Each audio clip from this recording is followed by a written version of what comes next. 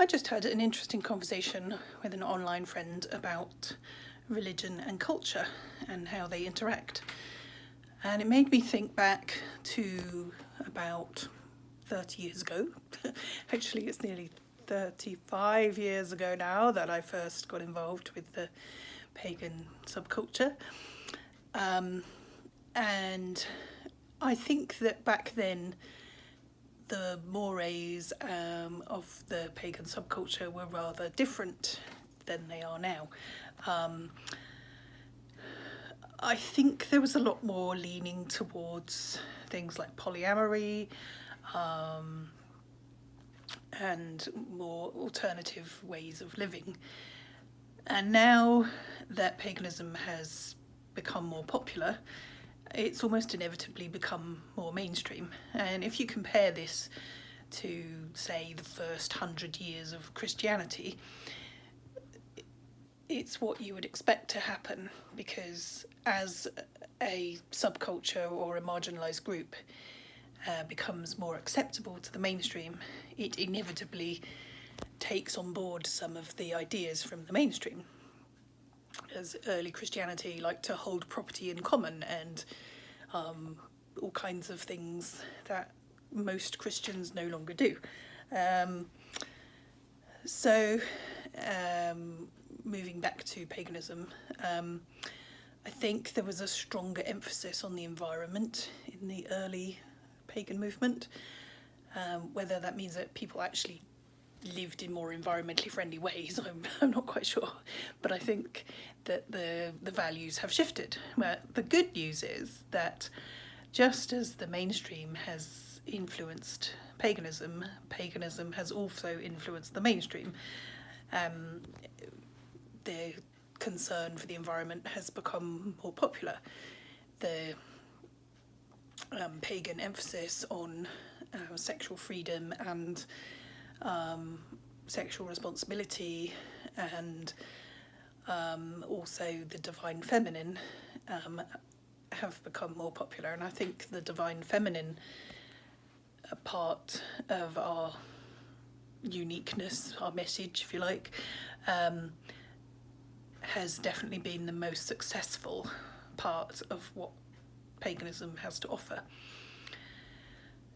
So how do we take on board the best of what is of what's in the mainstream, and avoid taking on board some of its more questionable aspects? And by questionable aspects of the mainstream, I mean things like consumerism and consuming the resources of the earth without regard for sustainability. And also, one of the things that we've sadly not examined in our baggage that we brought into paganism from the mainstream is the whole issue of how we get consent to all kinds of things, including sex. So I think whatever your values are and whatever your beliefs are, it's a good idea to examine them from a variety of perspectives.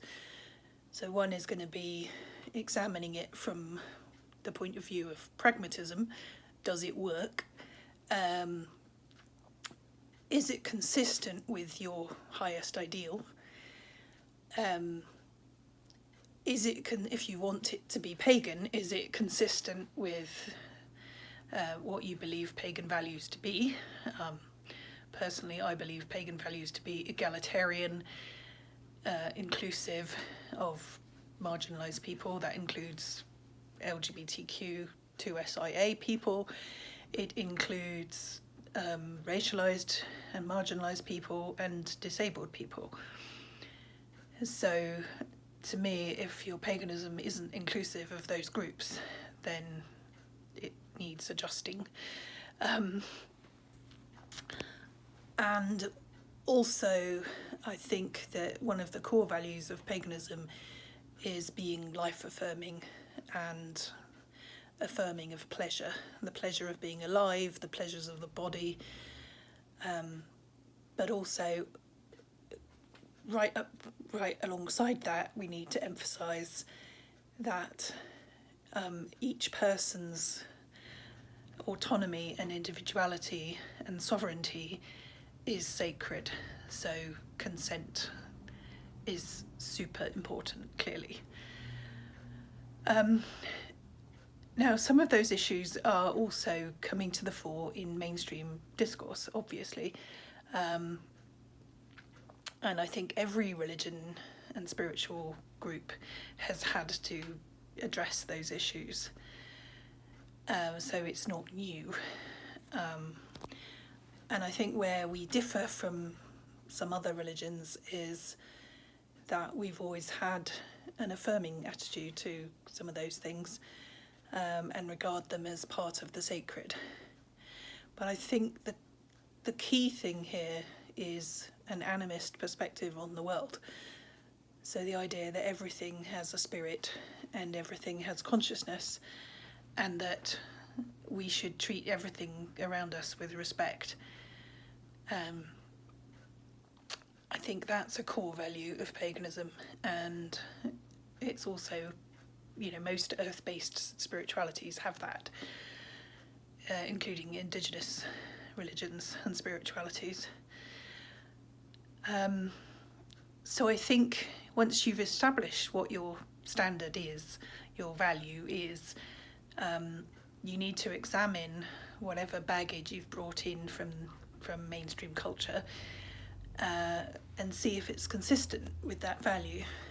Because and that applies even if you've got a holy book like the Havamal or I don't know, some other sacred text.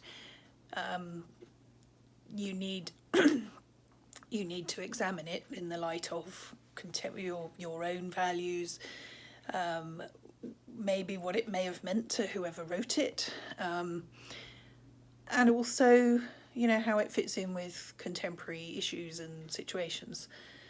And there's no such thing as an unmediated text. All texts are mediated by our interpretation of them. So you can't just say, well, the text says this and that's that. You have to say, okay, what do I think this text means? How is it consistent with my values? How is it consistent with real life, right? It's no good just going, oh, the text says something or other. That's not how it works. We need to be in dialogue with the text. We need to be in dialogue with our values and in dialogue with reality. That's the bottom line. I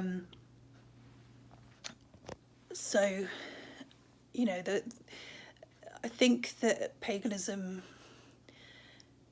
needs to look at life from a dual perspective in a way.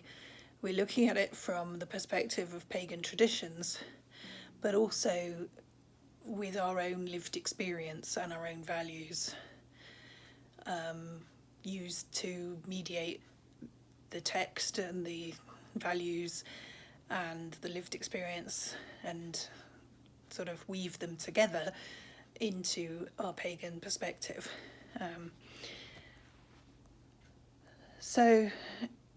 We can't just kind of accept whatever society is doing, because society as it stands is currently destroying the earth which we hold sacred. So clearly we can't just be like everybody else. We need to stop and think what we're doing. That is, after all, the message of the Wiccan Rede, which is, if it harms no one, do what you will. And what that's really saying, as I mentioned in another video, is every action has potentially harmful consequences, so you can't just do what you want. You need to think about it before you act. So let's think about our values in relation to in relation to our texts, in relation to pagan theology. Yes, there is such a thing as pagan theology, It's not just a case of, you know, I don't need a theology because I just do what I do. No, you need to think about what you do and how it affects other people. So, and that includes your rituals. So, yeah, you know, theology is simply the theory underpinning the rituals and the lifestyle that we lead. Okay, so I think it's, you know, I think this boils back down to look before you leap and think about what you're doing. And it's not enough to just go, well, I'm following a text, or I'm following, you know, I'm following the Book of Shadows, or I'm following the Havamal, or whatever your sacred text happens to be. You need to be in dialogue with it and with the situations you're trying to address. And I think I've started to repeat myself now, so I'm going to stop and say, have a nice day, blessed be.